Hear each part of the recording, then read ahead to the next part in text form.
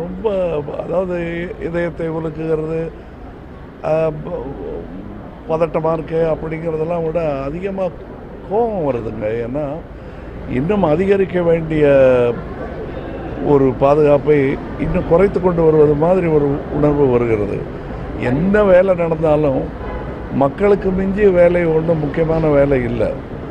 அது தயவு செய்து காவல்துறையை அரசு ஏவல் துறையாக உபயோகிக்கக்கூடாது என்பது தான் எங்களுடைய வேண்டுகோள்.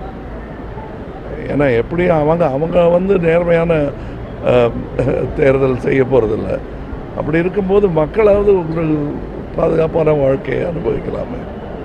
காவல்துறையை அவங்க விட்டால் சரியாக வேலை செய்யக்கூடியவங்க தான் இதுக்கு முன்னாடி பார்த்துருக்கணும்.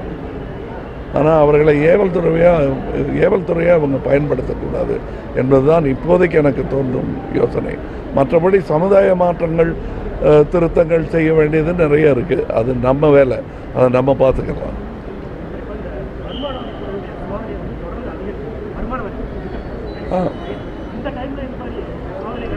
அது இன்னொரு ஏவல் துறையாக மாறிக்கிட்டு வருது, அவ்வளோதான்.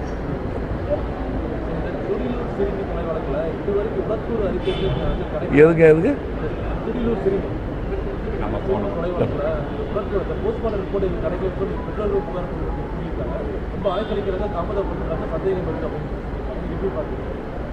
அதெல்லாம் அவங்களெல்லாம் அலக்கழிக்கவே கூடாது.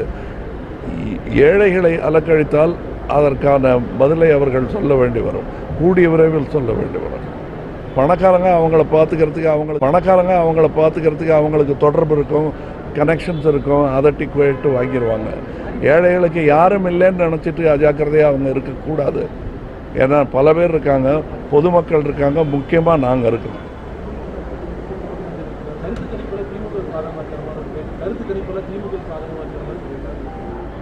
அதாவது பல தொலைக்காட்சிகள் ஒவ்வொரு கட்சிக்கு சொந்தமாக இருக்குங்க. அதில் நீங்கள் நடுநிலைமையை நம்ம எதிர்பார்க்கறது தவறு. கருத்து கணிப்புகள்ங்கிறது அவங்களுடைய மனதை தேற்றிக்கொள்வதற்காக வைக்கும் கருத்து கணிப்பு. ஒரு சில நேர்மையான கருத்து கணிப்பில் எங்கள் பெயர் இடம்பெறுவதை நீங்கள் பார்த்திருப்பீர்கள். நன்றி. அந்த கருத்து கணிப்பெல்லாம் நான் சொல்லலை. எங்களுடைய ஆசை மக்கள்கிட்ட இன்னும் நெருங்கி வரணும், வேகமாக வரணும் என்பது தான். அதற்கான பலனை அனுபவிப்போம் என்ற முழு நம்பிக்கையும் எங்களுக்கு இருக்கிறது. நன்றி. பல அறிக்கைகள் இருக்குங்க. முக்கியமாக நாங்கள் சொல்கிறது ஆதார வசதி. ஏழைகள் இருக்காங்கங்கிறத அரசே ஒத்துக்கிருச்சு. ஆனால் அவங்களுக்கு குடிக்க தண்ணி கூட இல்லை. சாப்பாடு இருக்கட்டும், தண்ணி கூட இல்லை. அது கொடுக்க முடியாத அரசாகத்தான் இவர்கள் இருக்கிறார்கள். தமிழ்நாட்டில் நதி இல்லாமல் இல்லை, இருக்கிற நதியில் சாக்கடை கலக்க விடுறாங்க. இதுதான் இவங்க செய்கிற வேலையாக இருக்குது. அதிலிருந்து ஆரம்பித்து ஒரு 50 லட்சம் பேருக்கு எங்களுக்கு கொடுக்கப்படும் 5 வருடத்தில் நாங்கள் செய்து காட்டுவோம் என்ற உறுதிமொழி உள்பட தவிர, அதையும் விட முக்கியமான ஒரு விஷயமாக நான் கருதுவது, எங்கள் எம்பிக்களில், எங்கள் வேட்பாளர்களில் யாரேனும் நாங்கள் கொடுத்த வாக்குறுதிக்கு நிகராக உழைப்பை காட்டவில்லை என்ற ஒரு குற்றச்சாட்டை ஆதாரத்துடன் எடுத்து வைக்க முடிந்தால் அதை நாங்கள் பரிசீலித்து நியாயம் இருக்கும் பட்சத்தில் அந்த குறிப்பிட்ட வேட்பாளரின் ராஜினாமாவை அவங்களுக்கு அனுப்பி வைக்கிறோன்னே சொல்லியிருக்கோம். இது எந்த கட்சியும் சொல்லாது.